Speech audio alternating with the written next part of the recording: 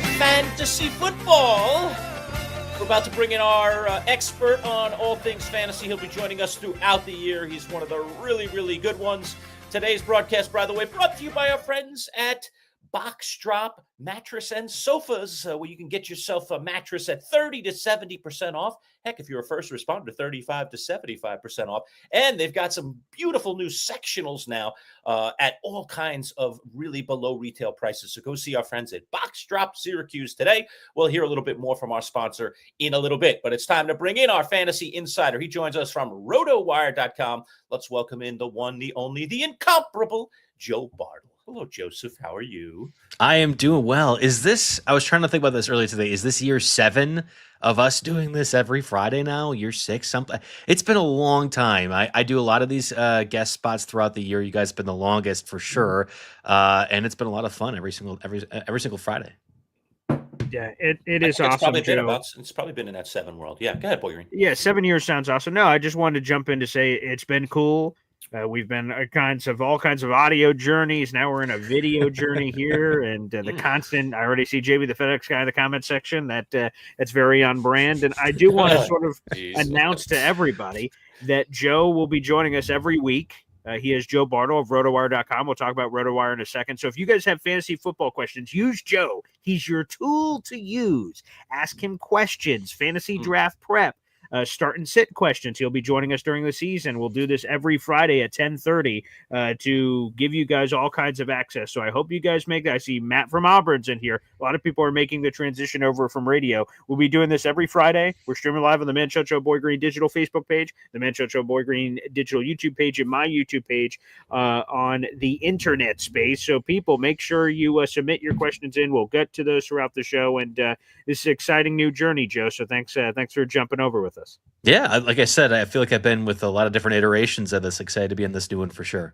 So, Joe, tell people a little bit about RotoWire and what RotoWire is all about, so that people get a sense of kind of what you do day to day. Because to me, it's pretty incredible how much you guys study fantasy football and how you come to the conclusions that you come to. Yeah, I think we're the premier leader in fantasy sports content. It's the tagline we use, but I really think it's the truth as well. It's not just fantasy football, though obviously that's what we're talking about today, but fantasy baseball as well. That I've been watching one of my colleagues talk about the trade deadline, keeping up to date and all that stuff, fantasy basketball, hockey. If there's a fantasy sport, I think we're one of the best in covering that across the nation. One of our claims to fame as a company has been the creation of a player news update or notes. If you go on ESPN, Yahoo, FanDuel, DraftKings, and you go ahead and click on Justin Fields and you read about how he dislocated his toe despite Joe drafting him in 50% of his best ball leagues.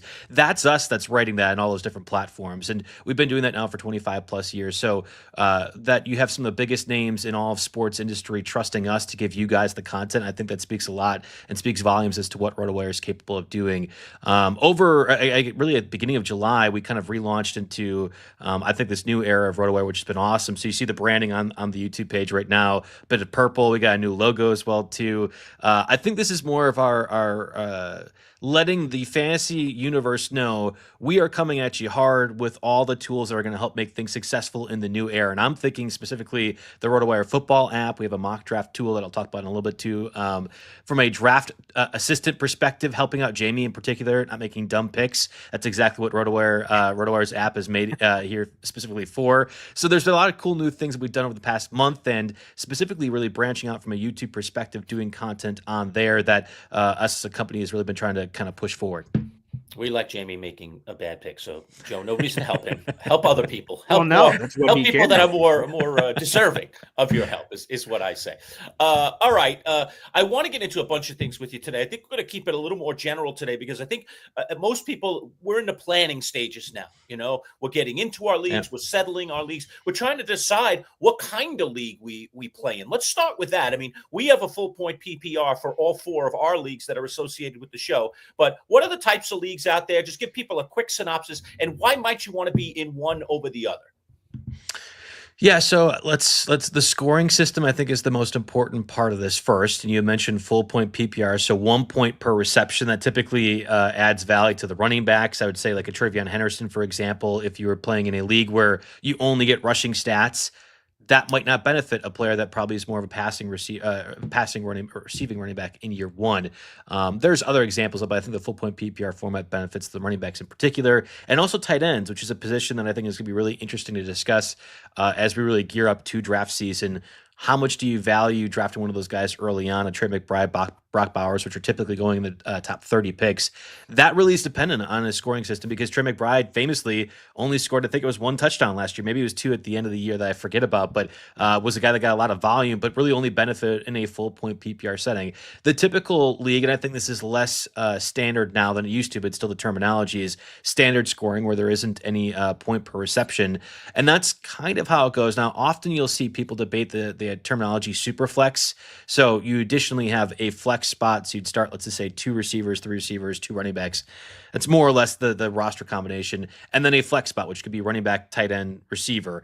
Now, and I think this is more of a new wave push, is that you want you want fantasy to reflect what you're seeing in the NFL, which is the quarterback position is the absolute premium.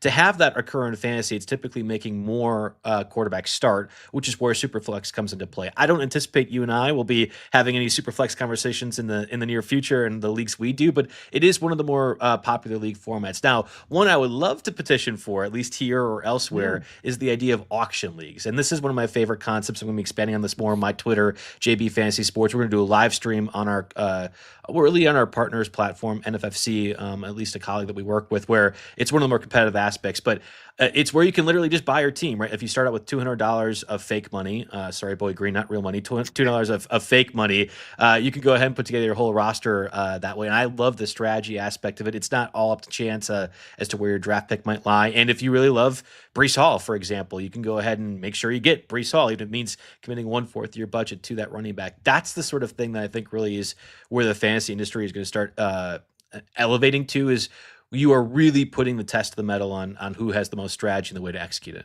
All right, let's do a follow-up on the auction league, because I'm fascinated by it, and to be honest, I've never participated in one, and I'm a massive fantasy football fan. So there's a few leagues that I'm sort of curious about. Let's start off with auction. So how does it work, right? We talk about the fantasy draft aspect of it. Yep. Do players just sort of randomly get thrown up, like Saquon Barkley, and who gets to control who the players goes up? Because to be honest, someone, if they flirted with their powers, could be interesting with which players they put up and which people out in the universe could blow their budgets on and go, actually, this player, everyone's out of money. Okay, I'll take him for this much. You know what I mean? There seems like there's some extracurricular. You'd probably need an unbiased person in that seat, I would assume. Well, you're just done one of these leagues. You're describing what I think is probably the most fun part of an auction draft, and I have went through this now. There's a bunch of, like, if you just search Joe Bartel fantasy football or whatever on RotoWire, I go through this yearly, because the biggest RotoWire draft that we do is actually an auction draft, and I go over the strategy for it. We've done podcasts as well. I think in 2 weeks we don't always schedule podcasts, but it's normally like a prep for my co-host to get prepared for this sort of thing, kind of going over the strategy of it. Unlike a redraft league, which is what we would typically be doing, where you have picks 1 through 12, you do have an assigned draft slot. So let's just say I have pick 4 in this auction draft, but it really becomes nominating the player. So if Christian McCaffrey gets nominated first, Bijan second, you have Jamar Chase third, I could nominate then Jahmyr Gibbs fourth. Like that's how that would work from a draft order perspective. There really is strategy as to how and when you want to nominate players, because there are some people, let's just say Christian McCaffrey, for example, who I probably won't draft. There might be somebody that's interested in Christian McCaffrey right away. I will throw that player out. I would never have them anyway, but it means that there's less money on the board for that sort of circumstance. You could go down the list of like tight ends as well too. I don't want Travis Kelce at all this year. Nominate Travis Kelce, somebody will get him. The problem ends up being, if you do that a little bit too early, there might be 7 or 8 people who have already committed to saying, I don't want Travis Kelce this year. And then he goes a little bit cheaper than what you might see a George Kittle go for, who's maybe 3 or 4 rounds higher, certainly the Brock Bowers and Trey McBride. So the strategy of nominating a player, putting them out there to bid on is, I think, actually really, really interesting. And you can do this live and also on the different platforms like the NFFC, ESPN, whatever else. Like one of my favorite fantasy experience actually was doing an auction draft where I was literally just the host of it, where I was putting the player up and doing the auctioneer. Like, I hear a 1, I hear a 2, like that was one of my favorite things to do when I was interning at Washington, D.C. for one of the baseball drafts. So this is one of those platforms and ways that you do fantasy football that I think needs to be explored more. Let me follow up there. So do we need like a Lerch there for the auction? Hey, he would be very good at that. Like, how does it go? Like, what's the process there? Yeah, he would be very good at that. You would say, okay, we're going to put Christian McCaffrey up on the board, and Lerch would then be doing the exact auctioneer type of thing. I would raise my hand, and I'll take one up. It would literally be a show for sure. Might add a bit like an hour and a half onto the draft as we add the extracurriculars to it, but that would actually be a really fun thing. No, it's exactly, literally. I mean, we're making fun of it a little bit. That's exactly how it would go in a situation where you're doing an auction draft live. And again, from a strategy perspective, I think that is the ultimate way. Like, if you like a guy, you can go get a guy. Now, it might not make sense from a budget perspective or how you want your rest of the team to go, but I really believe that the auction format is the exact way to ensure that you're playing from a strategy perspective only. I just want to mention one other type of league. I know some people that are in these, Joe. What do you think of dynasty leagues? Do you like these leagues that are perpetual, essentially, that go on and on? Yeah, and there are variations of dynasty leagues. I think a lot of people truly play in what I would call a keeper format, where you can often have a player for, let's just say, 3, 4, 5 years. A true dynasty format is where you're having the player in perpetuity for how long you want to do. Like, you're just drafting rookies overall. So Ashton Genty is pretty typically the 1-1 overall this year in dynasty drafts. I love this one because in fantasy football, in a lot of ways that you can get attached to a player for a year. For like Mike Evans has been a guy that's helped me win leagues multiple times over. I love Mike Evans in particular because I've had him on my dynasty team, my friends and family dynasty league, for I think 10 plus years now. I will never let him go. Like, he's just gonna be one of those guys that I want to have throughout the totality of it. So I love that one. Especially if you have a group of, let's just say, whatever, 10 it is, 8 people in your league, 12 committed people that are either around the area or always willing to be available and responding to text messages. And because it's really difficult if the league isn't trading or isn't very active and also not getting together all the time. But if you have a group of 12 or 11 that are super interested in this stuff, like that's where I think the dynasty leagues are awesome, because you can kind of just have this thing that carries over the course of time and really gets old as you get old. And I think that's in a positive way. All right, let me get another league in here. And I only know of this because Matthew Berry has been, smacking me in the face with this. Guillotine leagues. Sure. It seems to be all the rage. Become popular now. It's the rage. Yeah, the and Matthew Berry's been making several investments in that, obviously with the fantasy life over there. So what can you tell us about guillotine leagues? That's one of the few leagues I've only had like 2 or 3. Like I think I've only been in 2 guillotine leagues, and my understanding of it, I always get confused because there was this concept of a vampire league, which was pretty similar, and they occurred around the same time. But I think the vampire league has more effectively died off, and the guillotine league has kind of rose. But I believe it's if you finish lowest in scoring that week, you are done. Like, you're out of the league, and then all your players go into free agency, and you're operating that same way. And the end game goal is to be the final survivor, more or less, throughout the whole season. Now, there are buyback opportunities, I think, in some of those bigger guillotine leagues, and that's where the prize pool ends up getting a little bit larger for it. But in my mind, I mean, those are a lot of fun. Also, the waiver wire perspective of that, I always enjoy a lot because I like discussing the strategy aspect of things. But that really is like if your guy gets hurt like week 1, or like James Conner, for example. I like James Conner, but he'll get injured midway through the season. That's not a scenario, or midway through a game. You're out of luck in that spot too. Even if you have Trey Benson in the back, you can't play in the following week. Like, you just might not be able to play. So the guillotine leagues, I think, are really interesting too. And that's one of those that, especially if you aren't if it's low stakes, like if it's only like, here's a $10 buy-in for the guillotine league, and your league is something that's kind of getting to fantasy the first time. Like, for example, my wife doesn't. I mean, by virtue of osmosis, she has heard plenty about fantasy football. But if she was not super interested in doing it, that might be the best case scenario for her, because then she can kind of wipe her hands after week 3 and be like, all right, that was good. Yeah, less hands-on. That makes sense. Easy out. Today's broadcast, by the way, brought to you by our friends at Box Drop Syracuse Mattress and Sofa Outlet, where you can save 30 to 70% off your mattresses, and nice savings on sofas now and sectionals as well. Go see our friends at Box Drop today. Let me just squeeze in a quick message from our friends at Box Drop while we're out here for 30 seconds. If anybody has questions for Joe, and I've seen some popping up already in the comments, now's a good time to get to them. I promise you, we will get to all of your questions if you ask them in the comment section. So take the time to do that. We'll be right back after this word from our friends at Box Drop Syracuse. Considering that we sleep nearly 1/3 of our lives, buying the right mattress is essential. At Box Drop Syracuse Mattress Outlet, you'll get a unique experience. One that saves you 30 to 70% off retail prices on top-of-the-line mattresses, and one that finds the exact mattress for you, both in comfort and in price. At Box Drop, you'll schedule a mattress fitting appointment and get one-on-one service directly with Paul, the owner. No middleman. Family-owned, huge savings, no-pressure sales designed to save you time and money. Dropbox Syracuse Mattress Outlet. Set up your appointment today at boxdropsyracuse.com. Joe Bartel with us today, RotoWire.com. It's our fantasy football show. We're going to be doing this every Friday live at 10:30 with Joe. And Joe's been doing this with us. The historian, Jamie, tells us 8 years, Joe. This is your 8th year. There you go. Is right. He actually I trust counts Jamie. all this stuff. He really does.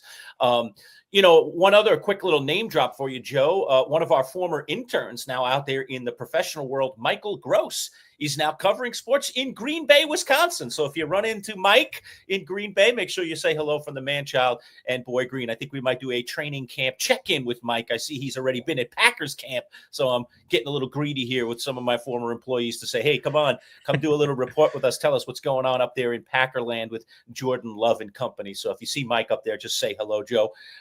Before we get to questions, a couple other things I want to hit on. One of them is just overall draft strategies. As people are planning for their drafts, what kinds of things should you be thinking about in terms of draft strategy? Yeah, so I have been doing a series of videos on the RotoWire YouTube channel, and there will be more to come about this exact thing. I have entered with this premise that you need to, whether you pick 1, 12, doesn't matter, you need to have at least 2 things answered in your mind before. And I think this goes contrary to what a lot of fantasy experts will say, but I truly believe it's the case. Where do you want your running back 2 to be? And again, for the context of people that aren't playing fantasy or not really aware of the conversation too much, you have quarterback, 2 running backs, 3 receivers starting. Your first running back will often be one of your first 2 or 3 picks. I think that's conventionally what people choose to do. There's different strategies about waiting, and we can get into that further if you want to, but more than appropriately, it's often, let's just say, 10 people taking their first running back within the first 2 rounds. That running back 2, though, I think really matters a lot this year as to what you want to do. Because if you are comfortable waiting on your running back 2, and I know you guys are veterans of the fantasy landscape, if you're comfortable waiting, let's just say round 5, round 6, even round 7 potentially, you are going to have a lot of value at receiver. And if you don't feel comfortable doing it, which is fine, then you're going to have to really be chasing that receiver position and really making, I think, some gambles later on, whether it be Stephon Diggs, Brandon Ayuk.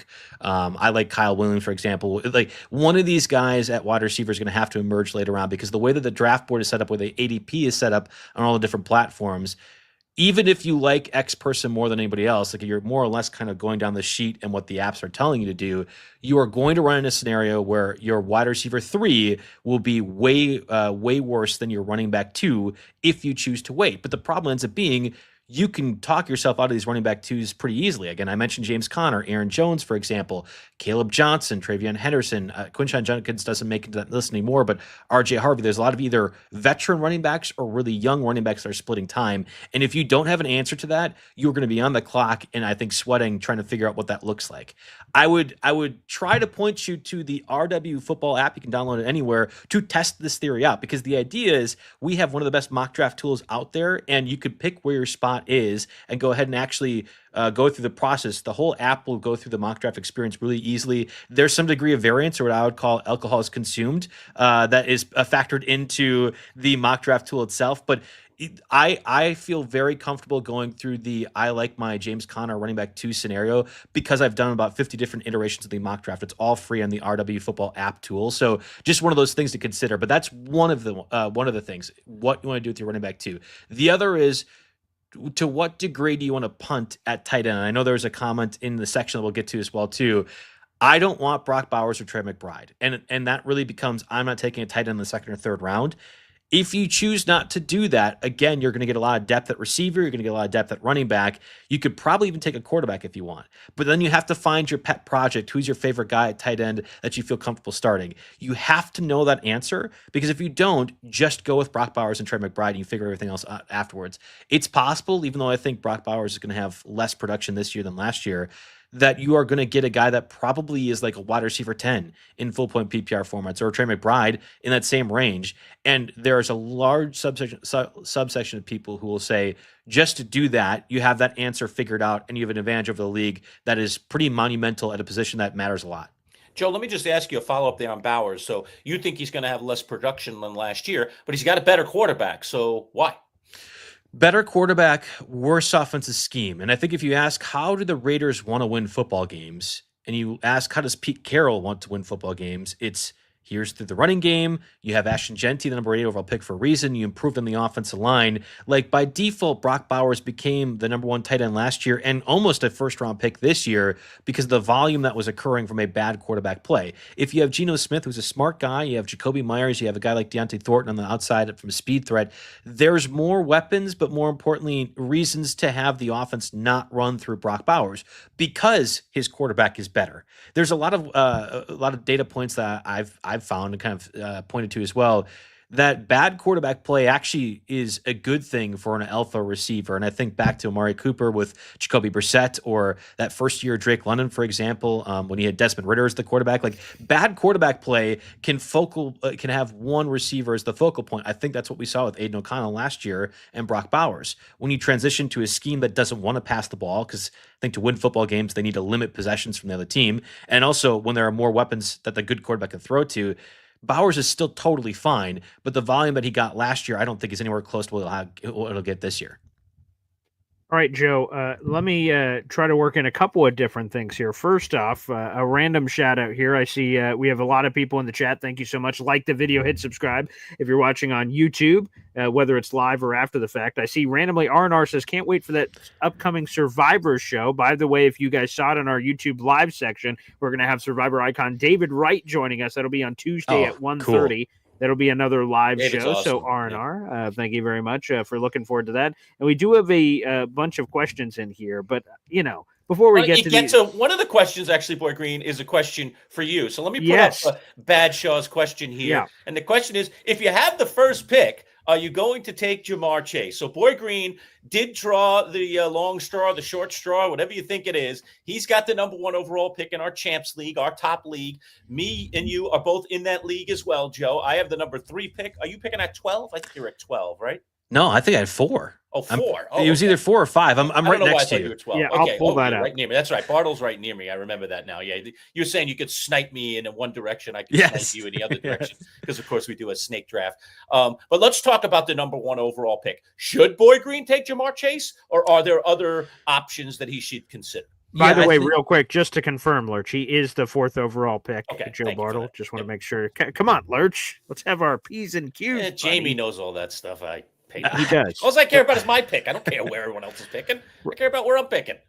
I do think Ja'Marr Chase is the number 1. I wouldn't go in any direction. Like if I have number 1, there's some level of the fantasy community that will suggest you need to differentiate. Like what happens if Ja'Marr Chase blows out his knee? Like, oh, you're going to stink if you got 6 leagues. Well, A, I'd say, how dare you for having the luck to get the number 1 overall pick in 6 different leagues? It's frustrating. Right. But B, like that guy is unequivocally the right one. And I think there's another section of people be like, well, the number 1 drafted receiver has not repeated that, I think, like 12 years or something crazy, some sort of stat line. I think that's a disingenuous stat because you could still be top 5 in fantasy production at your receiver position, and you'd be totally comfortable and justified taking the number 1. It's what you don't want last year, where Christian McCaffrey goes number 1 and then is out the whole year. Like that's a scenario you don't want, which is an injury-based thing. If Ja'Marr Chase is on the field, the Bengals are poised to have one of the best offenses of all time, and it's because of necessity, given everything that's happened with the defense, the way that they're operating right now from a budget perspective. The offense, Ja'Marr Chase really depended, needs to be one of the best of all time for the Cincinnati Bengals to have any opportunity at making noise in the postseason.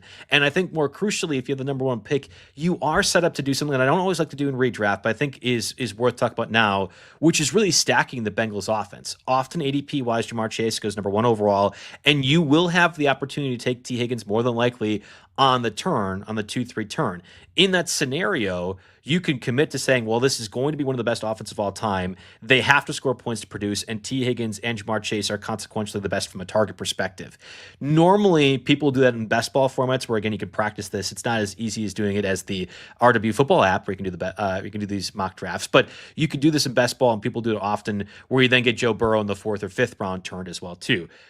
I don't know if I advise that necessarily, but for Boy Green, for example, if you choose to do that, I wouldn't blame you at all. Like, again, I would not be shocked if the Bengals lead the league in points scored, in passing yards, in offense, in a lot of these different categories. And in that case, Jamar Chase is the right answer. If you don't want to go that direction, I would advise Bijan Robinson over Saquon Barkley. And Saquon Barkley was the number 1 overall fantasy scorer last year, at least among running backs. I'm just a little bit nervous about the total touches accumulated, even leading throughout the postseason. And typically, I think it's like 480 or close to that. We have not seen somebody that has had that sort of volume the year before, then able to replicate that in year 2, or whatever you want to call in this system. So, not that Barkley's going to be bad or that he's going to miss a lot of time, whatever else, but Bijan Robinson, in my mind, is going to be the clear cut.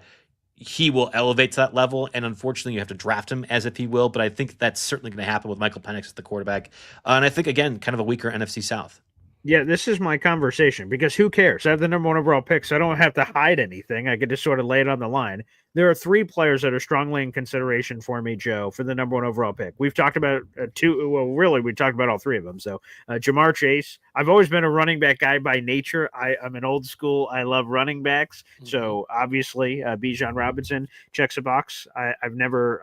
I mean, Jamie will tell me, I guess, if I have, because if I have forgotten, I don't think I've ever taken. If I've ever had a number 1 overall pick in all my years of fantasy, I don't think I've ever taken a receiver with the number 1 overall pick. So Jamar Chase is there. Bijan Robinson, and then Saquon Barkley. One, because I would love to look at Manchild as I'm making that pick.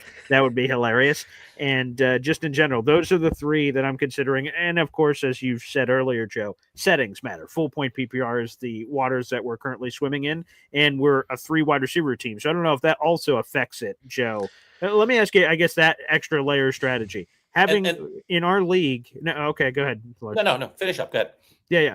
So having 3 starting receivers versus having 2 starting receivers in fantasy, and how that correlates to whether or not you're going to be making that pick number 1 overall. Does that make you feel more confident that you should be taking a receiver, or less, or how does that work?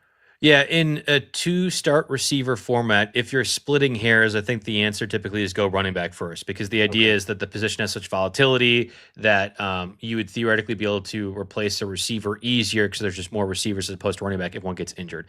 In this sort of scenario that you're describing, I don't think it's a splitting hairs one. If you're taking Bijan, it's because you think he could be the top overall scorer. If you're taking Jamar Chase, it's the top overall scorer. Like, I don't think you have to factor in at this point in the draft. Here, I'm starting at 3 receivers necessarily. What I do think, and I really want to encourage people, again, I'm not trying to push the app necessarily, but I like the RW football mock draft tool, again, free for you to download, do anything else like that, because you can test these strategies out. But more importantly, what I have found doing this exercise and doing a bunch of different drafts that I have already this year, what comes back in the second round is far more of the answer than what I want to do with my first pick. And this will also go to the Manchild, and this goes to me as well, too. And I'll be honest, I'm tipping my hand when I'm revealing this conversation, but I want pick 4 or pick 3 or pick 5 because the running backs that come back are far more attractive to me than the receivers. Now, Boy Green, the problem that's going to end up with you is typically from an ADP perspective, that last selection in the second round, which is, again, if you're coming back in the snake draft, that's what happened.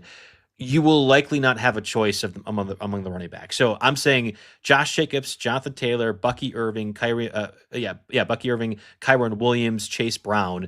Not that all of them are gone, but almost all of them are gone by that second selection. So the only reason that you would take Bijan is if you're concerned, and I think it's rightful in this draft to say, I don't think a running back's coming back, and instead I'll have to be stuck with a Garrett Wilson, Marvin Harrison, Lab McConkey, JSN at my 2-3 turn. And you can much easier stomach that if you have a running back first overall as opposed to Jamar Chase, who then you feel like you are almost obligated to take a running back within the first 3 rounds in that selection. That's more or less what you need to think about. And again, I encourage anyone who's in this predicament that knows the pick ahead of time to just practice this on the RW Football app, where you can go ahead and do these mock drafts for free and just kind of see what the scenario looks like.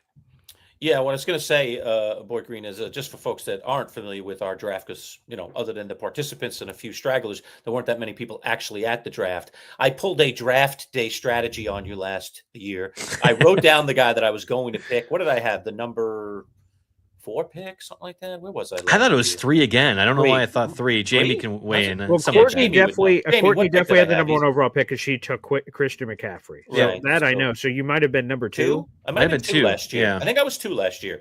And I wrote on a piece of paper, just like Kevin Costner did in Oh, the it was movie, definitely my- 2 because my- Courtney, whatever decision she made your decision. right. You said of what That's you right. wrote. So Correct. yes, you were And 2. I did the yellow Sticky, yep. Post-it Yep. and wrote blah, blah, no matter what. And Yeah. that was it. That was sort of good, unless she obviously took him. All right. Right. And then I was left to do something else.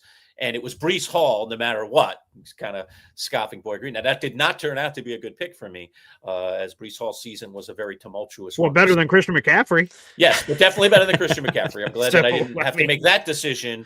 If she had taken Breece Hall, would I have taken McCaffrey there? I'm not sure what I would have done, to be honest with you. But that was my no matter what pick. And I did take him no matter what. And it didn't really result in a great season for me. I did make the playoffs, but it Hey, wasn't you're a still great in the season. league, Alert. So I guess that worked out then. Yeah, Yep. it worked out. But yeah, you want a sure thing in the first round. I think one of the things that we're always shooting for, isn't that true, Joe? Is you want somebody who, even if they're not the best, that they're going to be rock solid. They're going to be a really rock solid piece of your team. Am I wrong to assume that? Yeah, this is a Matthew Berryism, but you can't lose. I'm sorry, you can't win your league in round 1. You can definitely lose it in round 1, can right? lose And that's exactly it, where you're trying to take a safety. And again, it's not to say that Bijan Robinson or Jamar Chase are safety necessarily. Like, I think both could be top positional scorers by the end of the year. But the idea is the volume that they're going to get alone. Worst case scenario is like a Najee Harris sort of rookie year with the Steelers, where by default, even though he wasn't doing anything, crazy, he was going to by default just going to have a decent fantasy season where he's not hurting you. All right, we're getting a ton of questions in the comments, so let me jump into some of them. Let me jump on this one. This was interesting. We were talking about the number 1 overall pick, and Reese jumped in with, I would take Josh Allen. I think all of us would advise, don't do that. Tell people why they shouldn't take a Josh Allen or a Patrick Mahomes. Or, we see this a lot in what we call family leagues, right? Or Home rec leagues. home leagues. All right. But when we get into leagues that the level of play is a little bit more sophisticated, we would never make a pick like this. Explain to Reese why you wouldn't do that. So the production of Josh Allen from a fantasy perspective, he was the leading fantasy quarterback last year. I'm going to just give you numbers like 410 points. Jaden Daniels, who you could get in round 14, I think was number 2 or number 3, had like 380 points. And not that you're going to find a Jaden Daniels every single year, but the data would showcase that a quarterback in round 10 or later is often able to be found as a quarterback 5 in fantasy every single year for the past decade or so. And that's really kind of rose, especially as running quarterbacks have made a big deal from a fantasy perspective. Even like the RG3 rookie year was a similar draft spot too. Patrick Mahomes' rookie year elevated to that point. Jared Goff 2 years ago was the same. There is always at least one quarterback outside the round 10 range that you can get. So you wouldn't take a quarterback number 1 overall because you could theoretically replace that or get 85% of that production on the aggregate later on. The other part is that typically Josh Allen won't get selected until the mid-second or early 3rd round. So you're also wasting an opportunity to take an elite player at another position that you feel much more comfortable will get you a standard production. So in this case, if you take Josh Allen number 1 overall, you're passing on Bijan. If you come back in the 2nd round, you say, I need a running back, the production that Bijan gets you as opposed to Kyron Williams or Chase Brown is going to be 60 or 70 point difference. So there's a couple of reasons as to why, but it's a really good question. I hear that all the time. You're right. That is one of those that I often kind of have to explain to folks why you shouldn't do that. Yeah. All right. All right. Let's jump all over the yeah. yard with some questions here, Boy Green. Let's go with, does Joe Bartle think Tucker Kraft essentially is the number 1 option for the Pack? We got Packers fans out there. Joe, what do you think? I love it. Yeah. Shout out to Randall Ducati here. I didn't intentionally wear the Packer hat, but I also have the NFL draft swag from when I was there a couple of months ago. That was a really good time. No, I don't think Tucker Kraft is the number 1 overall target. And actually, I wouldn't be surprised if Luke Musgrave ends up splitting a decent amount of the targets from the position. Musgrave missed almost all of last season due to a lacerate. I think it was spleen or something like that. More importantly, the Matt LaFleur offense, and I don't like this as a fan, but I understand why it happens. He kind of has guys siloed into certain roles. So like In this case, I think Matthew Golden, who they drafted in the first round, is going to be one-for-one replacing what Christian Watson did last year as the deep ball specialist, stretching the defense. You have Jaden Reed, who I that's the one I don't understand why he doesn't use more, but it really feels like here's an intermediate slot guy that runs across left to right, and because of the versatility he can do for the offense, defenses have to respect a lot of different angles. But in reality, I think Jaden Reed could be an alpha target. He just isn't used that same way. And Romeo Dobbs is very clearly the red zone target for Jordan Love and also the third down threat, given his sure hands, the guy that runs a really good 7-yard slant, for example. When you have all those things certain siloed in a way in that offense, there isn't one that I think jumps out in the same way Devontae Adams did with Aaron Rodgers as the number one target. Like, people want to point to that from a Matt LaFleur perspective, and I think that much more clearly was Aaron Rodgers, the quarterback, and the way that Jordan Love does things now. There isn't a true number one, which makes every Packer receiver kind of ambiguous. Jaden Reed is the first one drafted in like the 7th or 8th round. Then it's Matthew Golden, normally like a round afterwards. Tucker Kraft is tight end 10 or 11, and he's also in that 9 or 10 range. If one does elevate, it goes contrarian to what we've seen from an Evans perspective the past couple of years, and it's why they're not being drafted higher. All right, let me go to another question here. I see this is from Indy Jets, but this is for a lot of people that are involved in a lot of our different tentacle leagues. Indy Jets says, one is the draft order for a draft Boy Green. I have several Boy Green exclusive fantasy football leagues. Plus, we have all the ones that we all do together through the digital radio show now, as it were. So, guys, stay tuned. We did the draft order reveal for the Champs League. The Chums Triple C and Quad Cities leagues will be coming up. So you guys stay tuned. And Indy is as specific for your league. We'll be doing that as well. So we'll do a live draft show and we'll talk about it and reveal it. It's always a lot of fun to do that and take it to the next level. All right, let me jump over to another question here. Okay, from Bill McNally, a.k.a. Bill the Produce Guy. There we go. He says, just got on. Do we think McCaffrey, where do we think McCaffrey will go this year? Late 1 or early 2? He's talking about rounds there. So I think typically in your high stakes leagues, and I would classify like the NFFC, for example, it's a $350 buy-in to be in that league. I do at least one of those every single year. They're a great partner and sponsor along with RotoWire. You'll see people take McCaffrey at 6 or 7 because the premise is if McCaffrey is healthy all year, he could literally win your league. I can't do that. Like I just am a little bit too risk averse. And frankly, I think if you're playing a friends or family league, there are going to be more people that are reminded or hurt by all the times that Christian McCaffrey's been injured, as opposed to remembering what the promise and expectation could be if he stays healthy. So I would sooner assume McCaffrey in traditional formats is a late first, early second. And I would say when it gets to pick 10, that's about the range that I see that Christian McCaffrey's at least being considered, or it's like one of those, okay, well, literally, he could win you the league. Like, I kind of take that over Brian Thomas. And while I would disagree with that notion, I understand why people choose to do that.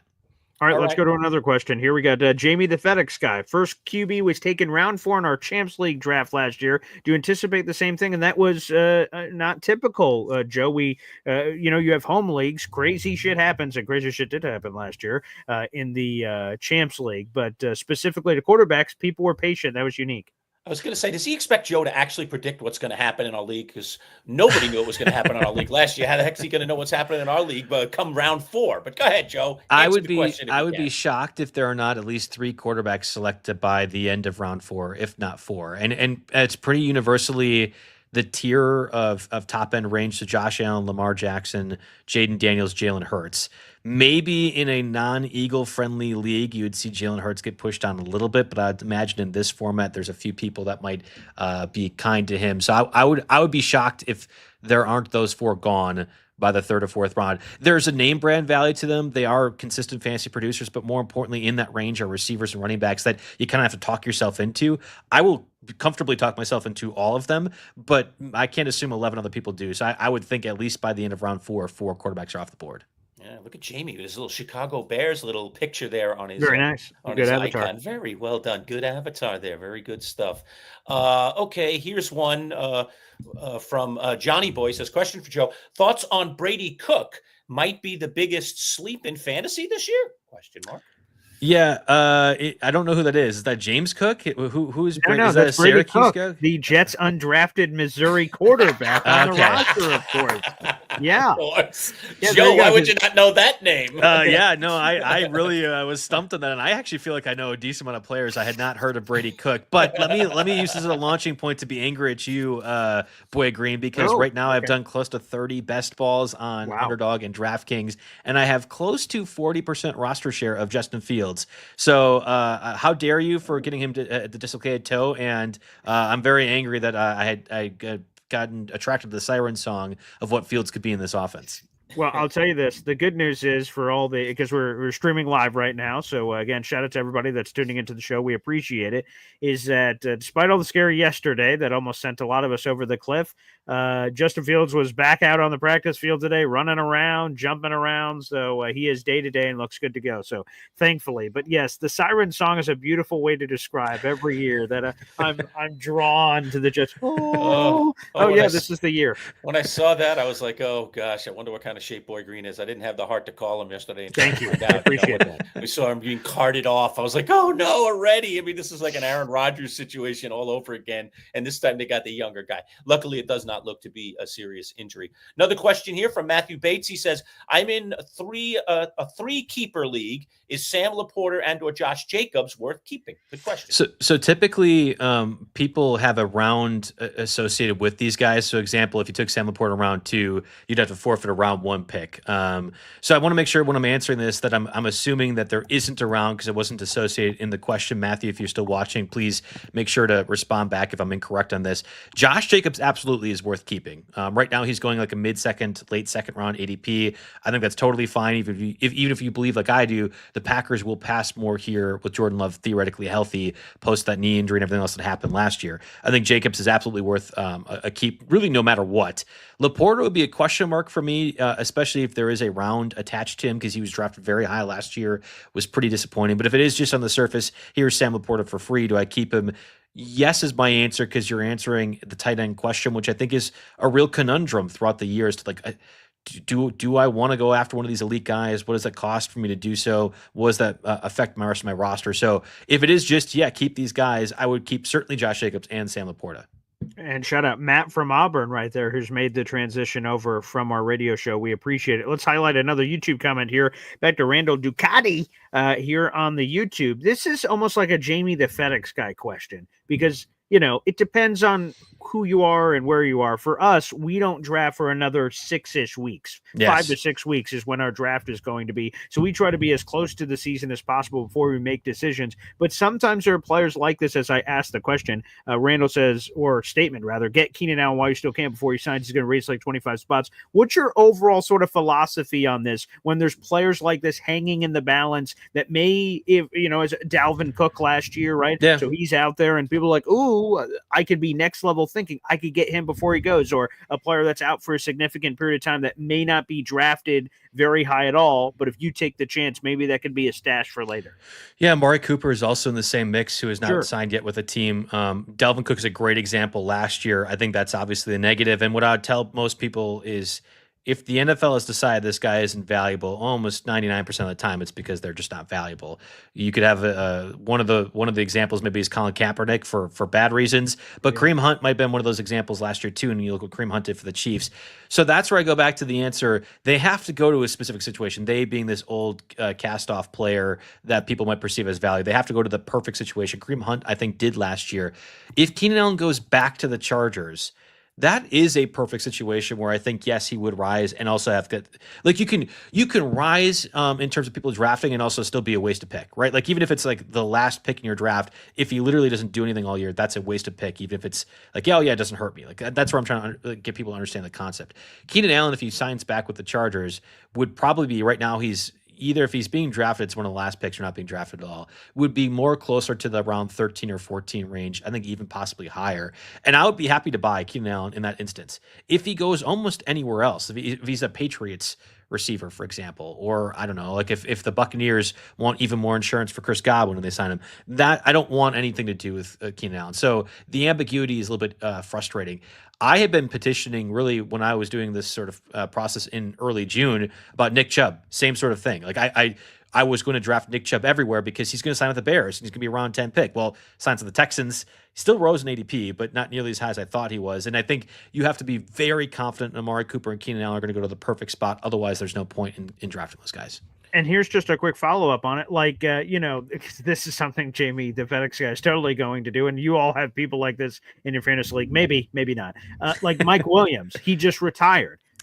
When you have the people that retire, the Gronks, the whoever, and people like Tom Brady, are they really retired? All right, I'll take a flyer. And you just sort of hold their body, their carcass on your roster just in case. Do you ever float around in any of those conspiracy theories? Have you ever had a story where you did that and it worked out? I think the famous one would be Josh Gordon. My 10 years at RotoWire. I feel like there's been so many people. We talk about the siren song of Justin Fields. That one is like even a more dangerous siren song because I feel like it never paid off. But yeah, I don't really ever get into that again. I think the NFL tells you 99% of the time whether or not these guys should be valued or not. And in the case of some of these veterans like Amari Cooper, like Keenan Allen, like Josh Gordon was for a long, long time, I'm not going anywhere near that. I don't really think it's productive. Joe, question from me, and that is, and I think a lot of people are asking this question as well. We have some players this year in the NFL, as it seems we do every year, that have gotten in trouble off the field and are going to face suspensions. I know two of them right off the top of my head, Rashee Rice and Jordan Addison.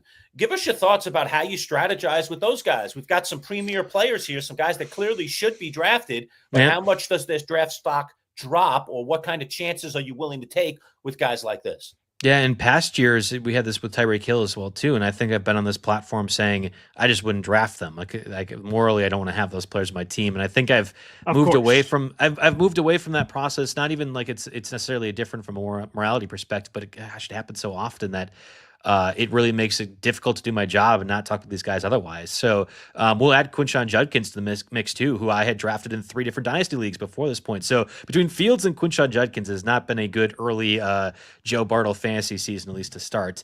I don't know what to talk or like to say about the Rashee Rice one in particular. That one seems to have changed from he might not even get suspended at all this year to, man, he might miss 6 games. And, they always do the 6 games and then negotiate down to 4.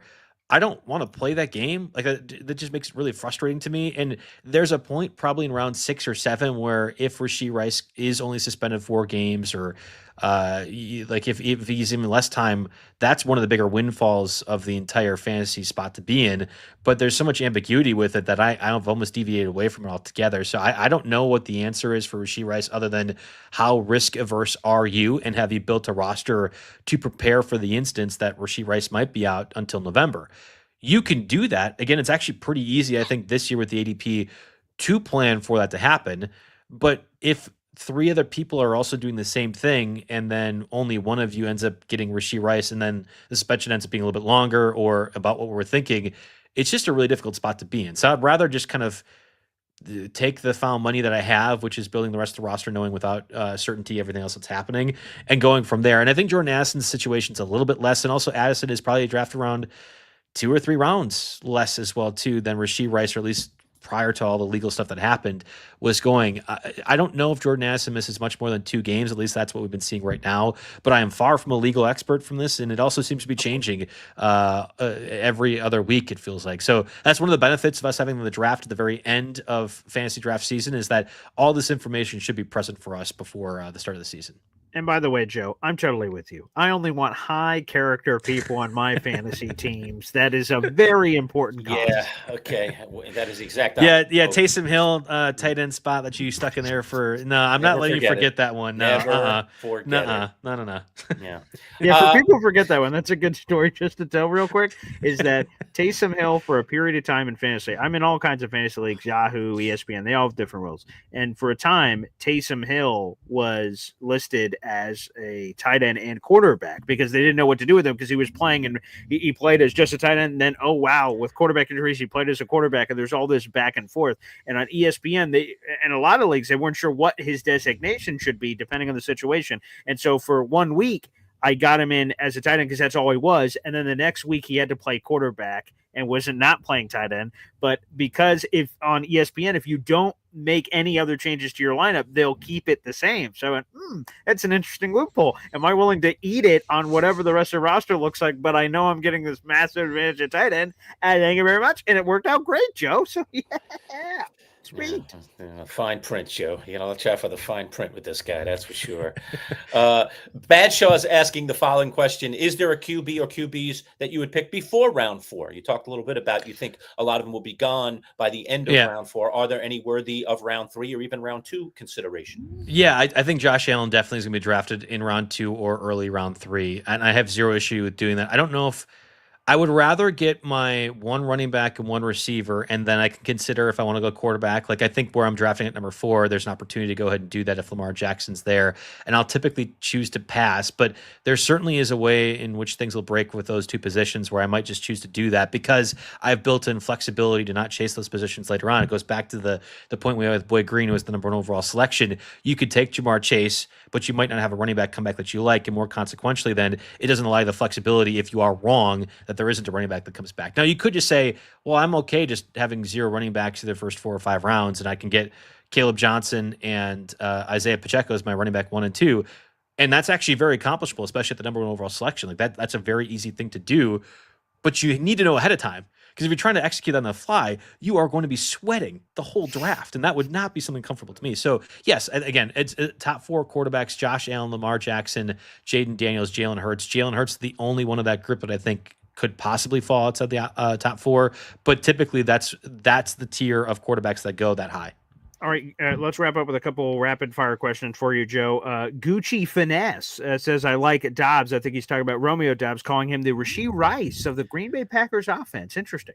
That's a really positive correlation that I wouldn't necessarily agree with. I think he's more like, I don't know, like I think he's like the Darnell Mooney of the Falcons offense, but like slightly worse. Like that, I don't know if it's quite the same degree. Rashee Rice, if he's healthy and also having 0 legal issues, is the number 1 target on that offense. Dobbs might be the 3rd target on any given week. So I wouldn't quite agree with that process. And I would just say in the same vein, I really like Justin Fields. He's sort of the Patrick Mahomes of the Jets offense. So, he's a good guy there. Yeah.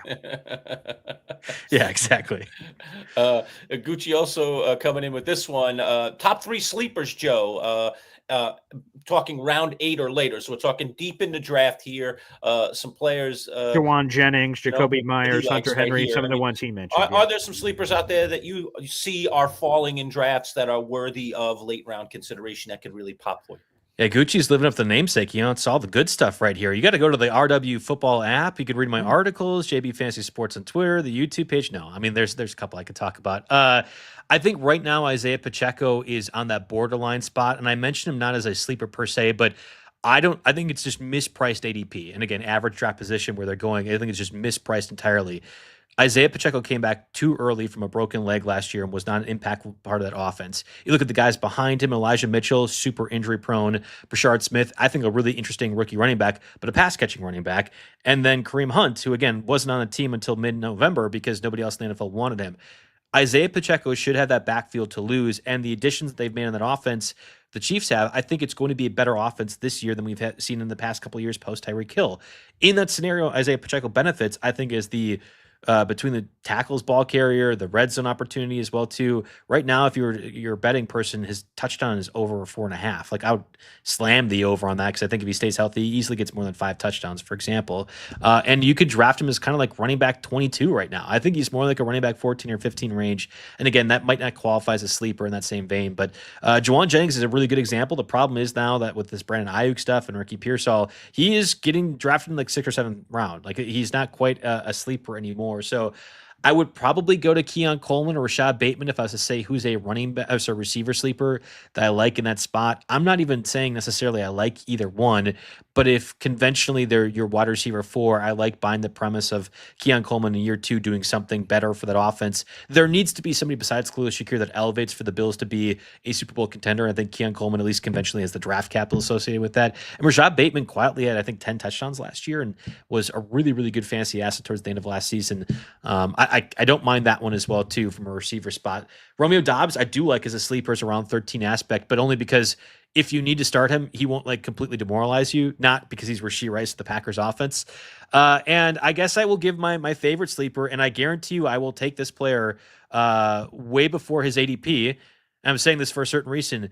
Mason Taylor absolutely needs to be drafted, and I think Mason Taylor absolutely is one of the better sleeper options out there among all positions at the moment. If you look on like some of the best ball formats, Mason Taylor is either undrafted or not even being considered. And I think Mason Taylor is going to be either the second or third most voluminous target on that offense. Now, I'm in this room with somebody who could tell me I'm wrong if that's the case, but Mason Taylor had gotten kind of that rise towards the end of draft season as a late first round candidate. We saw the Eagles being in consideration for like a Dallas Goedert replacement. He goes like the fourth or fifth pick in the second round. I really think Mason Taylor is he won't do the Sam Laporta leads the league in tight end production or fantasy production, but if he's a top 5 fantasy tight end, I wouldn't be shocked at all. So real quick, you said that you're going to 100% draft him. I will. I know exactly who is in my league, and I'm going to tell you right now. On July 25th, I will 100% draft Mason Taylor. So be prepared. Or number 1 overall pick, Boy Green sucks. No, I'm just kidding. Or maybe not. Who knows? You guys will have to see when the draft arrives. But no, just to answer your comment real quick, I don't even know if it was really a question, but just to confirm it, Mason Taylor clearly is a path to be the second or third most targeted player in this offense. Obviously, number 1 is going to be Garrett Wilson. Number 2, it's weird because of the Jets' construct of this offense. It's Breece Hall or Mason Taylor, which is bizarre. But you look at Justin Fields, okay? Look at him. Look at this offense. Look at everything together in investments. Justin Fields is the third best QBR over the last 2 seasons when targeting the quarterback or targeting the tight end position. The only 2 that are better are some guy named Lamar Jackson, not sure if that's how you pronounce it, and Brock Purdy. Those are the only 2 better. That's the list. So Justin Fields targets the tight end position a lot. The Jets made him the 42nd overall pick. Yeah. The Jets tight end room is booty cheeks. So like all of it lines up for Mason Taylor to go off. So I like to hear this. I have I've done 4 redrafts already this year, and I think I'm 4 for 4 in it. Nice. That will be the player I own most in redraft leagues by the end of the season because he's effectively free everywhere, and most people are not recognizing what this could be or understanding who Mason Taylor was as a prospect. And I think he's gonna again the floor in my mind is tight end 15, but I wouldn't be shocked if he goes way above that given what the Jets need him to be for this offense. That's true. Yeah, and folks, we're going to do this with Joe every week on Friday. One of the things you're going to realize very early on, didn't really come out too much in today's broadcast, and that is Boy Green and I are going to be very cagey. And the reason we're cagey is because all 3 of us that you see on the screen are in the same fantasy league. And if we start running out like, I love this guy, or I'm taking this guy, or in the 4th round, I'm looking for this guy, guess what happens? Not only do either of these 2 guys who are next to me do something about it, but the other, 9 members of the league who are watching quietly in the comment section and saying nothing probably at the moment, or are picking up later in our on-demand world on YouTube, are going, ooh, so Lerch likes Mason Taylor. Bartel, ooh, tasty. Let me jump on that in the 7th round instead of the 8th, yada, yada. So, and I would just highly recommend this for that league. It's a live fantasy draft. We've been doing that for many years. Jamie would know the exact date in which we started these live fantasy drafts, but and what I mean by that is right. Oh, all drafts are live. Okay. Yeah. I mean, going to a venue, going to a bar, picking out a place, renting out a space, and you do it live. You order draft boards. There's a million different places you could do that. Get trophies. People go around the room. You stand up, announce your pick for your team. It's the most fun, most awesome experience. I look forward to it every year. We've done one every year. Who knows how many more of our leagues could evolve into those waters in the future, but it's one of the coolest experiences of all time. If you're a fantasy football fan, you have to do it before you kick the bucket, before you die. Should do it, at least do it once, and I'd recommend it more than once. Yeah. BG, when we cleared out the radio studio, I'm assuming you took the fantasy trophies. Is it nearby? I did. I do enjoy staring at my name several times on multiple. Is it in some box or is it too far? Is it near you? It's in the trophy case. It's in a trophy case, which is what, across the room? Yeah, I think he's saying it so that you can go and showcase it. That's why it's locked and sealed in glass. Okay. All right. There's a security team around it at all hours. You're lying, of course. Well, bring it along next Friday. We'll show people the Champs League trophy and all the names alongside it, including twice my name and now, unfortunately, twice your name. too bad. And even more than that, because I've won multiple of the leagues. So, I'm losing track of all my champions. Bartel's still looking to get his name on that trophy, but we'll see if he can. All right, Joseph, we've taken more than enough of your time. We're going to have weeks and weeks and weeks to talk about fantasy football. Lots more layers coming your way. But thanks always for your love, always for your knowledge, my friend. Yeah, no problem. Again, one more time, RW Football app, Roto 15 gets you 50% off the subscription for that. And more importantly, it's a way for you to test out that mock draft stuff. Boy Green is a psycho with all the fancy drafts he does. I will be really disappointed, Mr. Boy Green, if you are not downloading that, at least trying the mock draft. It's free to go ahead and do so. And if you need help, like Jamie will on his mock draft tool, you can do the draft assistant as well. That is part of the subscription package. So RW Football app, really just check out the mock draft tool. I think it's going to be really helpful for a lot of folks. All right. And one final shout out to our sponsor today, Box Drop Syracuse mattress and sofa. We can save 30 to 70% off. Go see those people as well as all of our sponsors that you see up there in the upper right-hand corner of our screen. All right. That'll do it for this episode of Fantasy Football with Joe Bartel. We'll be back again next Friday. We'll be back live at 11 on Monday for all of you viewers. We'll see you then. Take care, everybody. Peace out.